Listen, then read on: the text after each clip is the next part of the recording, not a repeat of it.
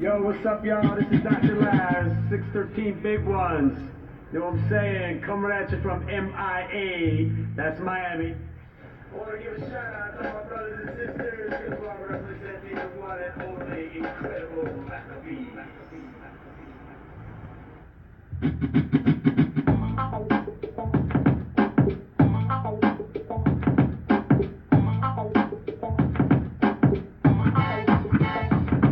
Let me tell you a little story. Happened a long time ago about a man named Mathis and a son named Mo.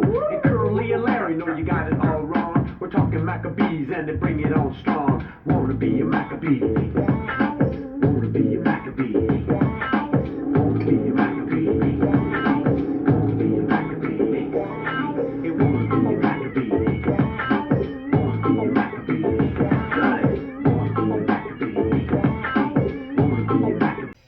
So yes, indeed, I do want to be a Maccabee, and we can be Maccabees, each and every one of us. And I hope y'all doing super well. It's been a while. Got a couple quickies to share with you in terms of being a Maccabee. So first, let's start off with my buddy, my brother in arms, Pat Hat, who we call Pat Hi-Hat because he's a drummer. All right? And yes, indeed, my man yesterday tells me, hey, I'm one of the tribe. I'm like, what? What are you talking about? I've known Pat for a bunch of years. We've done many gigs together. He's a great drummer. And I mean, he goes way back. He's played with a lot of superstar groups, including the Rascals. So, yeah, the real McCoy.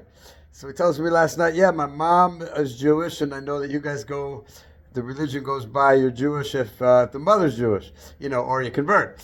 And I'm like, yeah. So yesterday, once we knew that little bit of information, we did his bar mitzvah right then and there in front of about 1,000 people at our gig in Bradenton. And yeah, and he wrapped the straps. He put on the straps yesterday at the gig. So Mazel Tov, congratulations. And we sang Simon Tov, or Mazel Tov, or Mazel Tov, and Simon Tov. It was pretty cool. So that was that. Second story I wanted to share with you. And it's related to this week's Torah portion. How and in what way? This week's Torah portion has an amazing little thing in there that, Yosef, poor Joseph, he gets, and I should say poor Yaakov. I mean, they're like, oh man, went through the ringer. So what happens? To his son Yosef, he gets thrown into a pit. He gets falsely accused, basically, of being a false prophet. Throw him into a pit. They sell him. He goes down to Egypt, and he becomes a second in command of a household of a very famous leader in the Egyptian government, to Potiphar, Saris Paro, one of the rulers in Paro's court and in the Pharaoh's court. And then he gets falsely accused of seducing Potiphar's wife, when really Potiphar's wife was trying to seduce him. And now he gets thrown in jail. So now Yosef goes from one to another, but he always realizes that Hashem is with him, and he's on shlichus. He's on a mission from Hashem. And so wherever you are, that's where you were supposed to be. Like the Beatles saying, no matter where you are, it's where you're meant to be. But he truly realized that and truly believed it. And so he's in jail.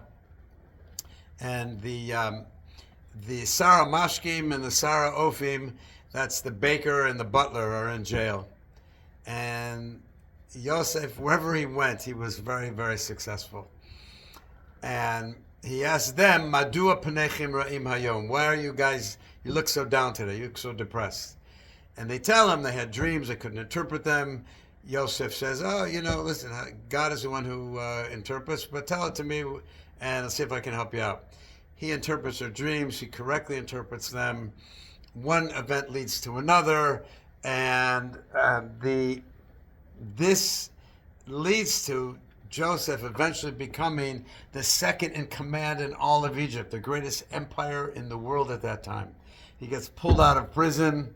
They tidy him up and clean him up. He comes in front of Pharaoh, and we'll save this one for next week. But anyhow, just from asking these guys, why are you so depressed? Why are you so down?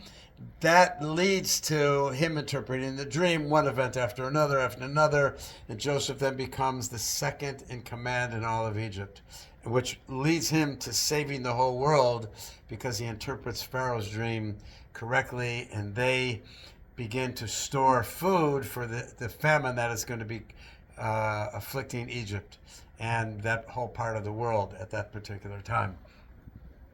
So I wanted to share with you a story. It just happened a couple nights ago. My wife Gittel and I and my mom were out to dinner in Soho. We're sitting there eating, and the guy comes up to us and he says, he says, trying to remember Dr. Laz? I said, yeah. So he says, I just want to tell you something. You probably don't know me. He tells me his name. I didn't remember him. And, with good reason. He said, 10 years ago, I got a flat tire. You stopped and helped me out and changed my tire. And then he goes on his phone and he shows me the picture of me helping change his flat tire.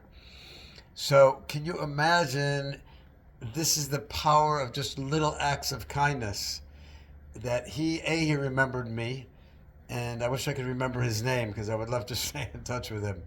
And B, that he had the picture right on his phone from like 10 years ago. And what was it? A little nothing. I stopped. The guy saw the guy needed some help and helped change his tire. And it made such an impact on him that he came over and said, wow, thank you so much. And we gave each other a hug, and that was it. He went on his way. But anyhow, it just shows the importance of kindness, everybody. So that's what we got to do. Reach out with acts of kindness, and you just never know the impact that they can make on somebody. And so I want to say, want to be a Maccabee, nace, nace. Want to be a Maccabee, nace, nace. When we came to our temple, we was feeling liberated, but all these feelings became disgustated. Open the door, and bats flew out. Then the rats started crawling. The wolves began to shout, "Ow! It's time to boogie woogie." The Maccabees did yell, "Let's clean up this joint, and we'll all be feeling swell." It took a lot of sweat. It took a lot of toil. Just one problem: no kosher oil.